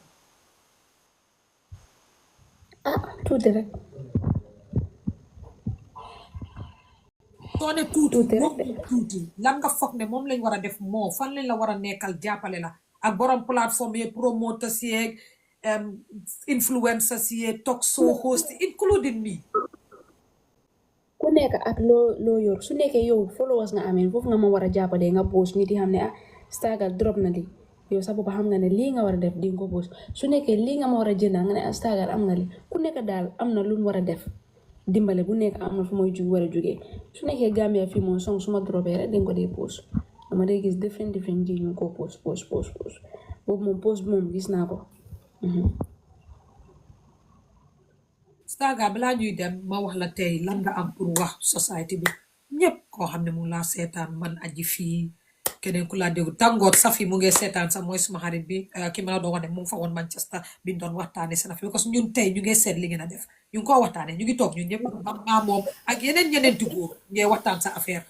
moo laa won ne you're doing pour man you're doing good maybe you needed someone to put you in the right direction someone close to you but I would say kudos and congrats to you because man suma pa toog naa ma ne Safi ne yaa ngee xool xale bi you get dof lu waaye mu ngee dem te dafa egge because she's ambitious she's a go getter Taaga tey lan nga am loo xam ne di ñu ko bàyyee fii nii balaa ñuy dem tey ma wax la jërëjëf because munoon naa laa oo xam nga ne suñu show bi last time bi tàngoor na munoon naa laa oo nga jéem a bañ wala nga ne duma uyu wala nii waaye regardless of that ñoo nga jox ma cër bi ñu toog waxtaan te ma wax la ne interview la rek because tey lii la Gambien bi laajte te lii lañ bugga te ñun dañ dee bugga ngeen génn ngeen wax ak ñun so ma wax la ma bàyyi la tey nga am loo sànni si askan bi balaa ñuy dem again ma wax la thank you sa management bi everyone lu ma am ñu ma nekk di bu bëgg a wax gaay ne ñu watch out ma kenn bu ma xeeb nag si industrie bi ñu watch out ma bu baax a baax a baax ñaanuma kenn nag ooyu ma kenn pour def ma lii ñu watch out ma bu baax a baax I understand di nuyu suma fans yi yëpp di nuyu suma xale yi képp ku ma nekk di seetaan ma ngi laa nuyu nga watch out ma ngay nuyu yëpp laa loolu kese laa war a am loolu kese laa war a am lu ma wax gaay la Sagal again ma waslu la ma apologize na because this time man sama upa so bi tanga na trop te I don't know what is it about you I think that because you're just a kiddo because say ma amé so ak yow def muna tense mu tanga but again it prepares you because I like it I like the fact that I'm got confidence bi xam nga lu ma mean ba pare as much as you struggle to answer the questions you still come because again lii lañ bugg a si yéen and I have so much to be honest I have so much respect for you xoola balaa time bi sa yaa maa call aji time bi jot na aji nañ ko dañ xam nga it means ne comme moo laa wane da nga ambitious xam nga li nga bugga xam nga lu ma miin so ma wax la ne again comme léegi dafa nekk duñ ko dee fay su nekkee dama wax interview aji dama dee tooga di xaar loolu suma xel foofu la nekk musique moom dafa nekk loo xamante ne gannaaw yàlla gannaaw suma yaay moom laa teg foofu noonu te Sagal wane nga ko wane because this you over the 2 years over the 2 months or 3 months Sagal you dafa ñu ngee gis and I'm gonna say congrats to you gis nga you're doing good just keep the momentum and again thank you very much I love you to bunch and having to come here because dama bëgg a indi suma suusi tamit fii te yaa nekk di first girl lady bu ma indi si show bi and as much as I know that you still struggle with the interviews but you know what this will toughen you up because man suma interview every time moo tax artiste yu góor yi sax dañ ko dee daw dañ di xam ne day tànga ma wax la jërëjëf ma wax sa team bi jërëjëf ma wax mboolem koo xam ne yaa ngi seetaan and AgiesCorner will be coming here to do the lives tamit ak Gambian musicians like a ChitChat and Sunday maa ngi am Baye Babu was the one that opened the hot seat moom laa bëggoon mu ubbi waaye dafa busy and from then on this week maa ngi am ñetti artiste waaye next week because dama amoon Stargal dañ ko message mu later manager bi later get to that pour ñu pick date malls tamit the same thing Baye Babu tamit war a ñëw mu dem liggéey so moo tax ñu indi 3 si biir week bi waaye from then on it does not have to be 3 and ma wax leen yéen a ko laajte aji isuñu suñu star si TikTok li ngeen bugga loolu lañ dee def so I always tell you guys write who you want to mu ñëw or message leen ma and I want to say thank you very much am na ñoo xam ne bi ñu starté move with Stargal I salute you I love you bye bye guys again comme ni ma ko doon waxee rek koo xam ne download loo Table Pay app bi please download al app bi is the easiest way pour nga send xaalis from here to your family Stargal I love you yow moom dinañ WhatsApp dinañ wax lii so guys have a good night thank you for supporting comme li ma leen di wax rek AgiesCorner yéen a ko amee moo tax dama leen di wax ñun yéen a ñu moom because you made us who we are waaw without yéen AgiesCorner would not be AgiesCorner and I love you guys te ngeen xam ne AgiesCorner Facebook bi still is running yéen a laajte TikTok ma indi leen fii because the younger generation and people are moving here too I love you guys kiss good night